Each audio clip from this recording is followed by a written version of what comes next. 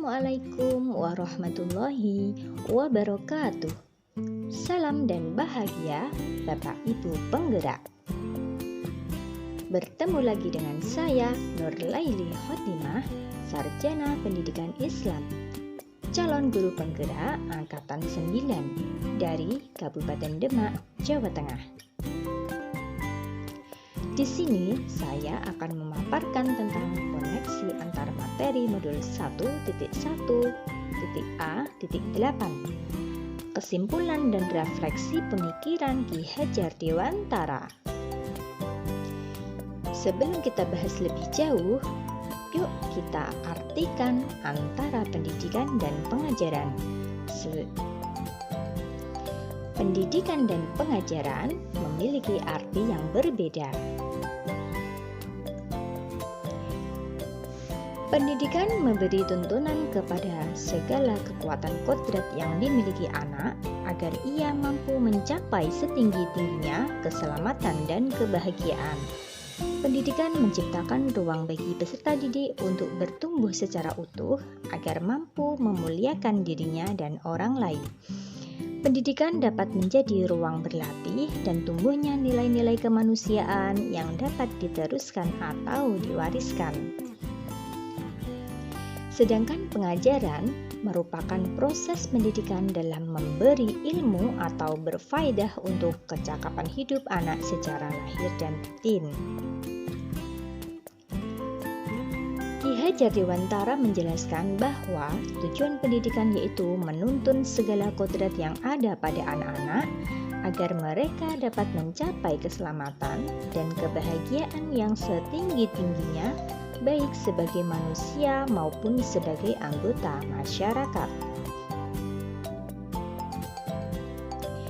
Pengajaran dan pendidikan yang berguna untuk kehidupan bersama ialah memerdekakan manusia sebagai bagian dari persatuan. Manusia merdeka adalah manusia yang hidup lahir atau batin tidak tergantung kepada orang lain dan tetapi bersandar atas kekuatan dirinya sendiri. Lalu, apa yang Anda percaya tentang murid dan pembelajaran di kelas sebelum pembelajaran modul 1.1? Sebelum mempelajari modul 1.1 tentang pemikiran Ki Hajar Dewantara, pembelajaran yang saya lakukan adalah transfer materi saja. Saya menganggap ketuntasan menyampaikan materi lebih penting daripada memahami karakteristik murid. Biasanya, saya hanya melihat nilai murid dari aspek kognitif saja. Seperti jika nilai sudah memenuhi KKM, saya anggap pembelajaran sudah berhasil. Murid hanya berpusat sebagai objek pembelajaran, sehingga pembelajaran berpusat pada guru atau menggunakan metode teacher center. Sebelumnya, saya tidak memperdulikan apakah murid benar-benar sudah paham atau belum. Karena fokus saya hanya kepada ketercapaian materi, mengingat materi yang saya ajarkan cukup padat tiap semester. Saya pun hanya meminta siswa untuk menghafal materi yang saya ajarkan, tanpa memikirkan bagaimana cara agar materi tersebut dapat dipahami dengan sepenuhnya.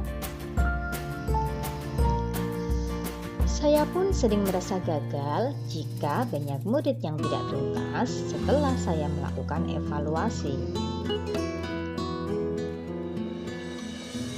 Apa yang berubah dari pemikiran atau perilaku Anda setelah mempelajari modul 1.1? Setelah saya mempelajari modul 1.1, saya berpikiran bahwa selama ini yang saya lakukan di kelas tidaklah tepat. Seharusnya saya melakukan pembelajaran secara menyeluruh, bukan hanya dari aspek kognitif, namun juga afektif, psikomotor, spiritual, sosial, dan budaya. Murid sebagai subjek pembelajaran, bukan sebagai objek pembelajaran. Maksudnya, murid memiliki kebebasan berekspresi, mengemukakan pendapat sesuai dengan model atau metode pembelajaran dan media yang tepat. Guru menjadi fasilitator pembelajaran. Guru harus ikhlas, penuh kesabaran dan kasih sayang dengan segala ketulusan hati. Saya pun harus mempelajari karakteristik murid karena setiap anak dilahirkan unik dengan kelebihan dan kekurangan masing-masing.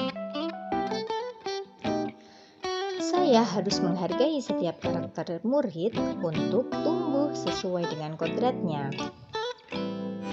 Apa yang dapat segera saya terapkan lebih baik agar kelas mencerminkan pemikiran Ki Hajar Dewantara. Yang dapat saya terapkan dalam pembelajaran di kelas antara lain, merancang pembelajaran yang inovatif dan menyenangkan dengan melibatkan murid sebagai student center. Saya akan merancang pembelajaran abad 21 yang sesuai dengan pemikiran Ki Hajar Dewantara, yaitu berpikir kritis, kreatif, komunikasi, dan kolaborasi. Pembelajaran tidak lagi menuntut, tetapi menuntun. Karena tugas guru adalah memberi tuntunan atau arahan yang baik kepada murid-murid menjadi tauladan yang baik dari segi perkataan maupun perbuatan. Selanjutnya, saya harus menjalin komunikasi yang baik kepada murid. Nah, semoga video ini dapat menjadi inspirasi bagi Bapak Ibu guru semua, terkhusus untuk Bapak Ibu calon penggerak angkatan 9 dan selanjutnya. Terima kasih Bapak Ibu semua, demikian dari saya. Wabillahi taufiq wal hidayah. Wassalamualaikum warahmatullahi wabarakatuh.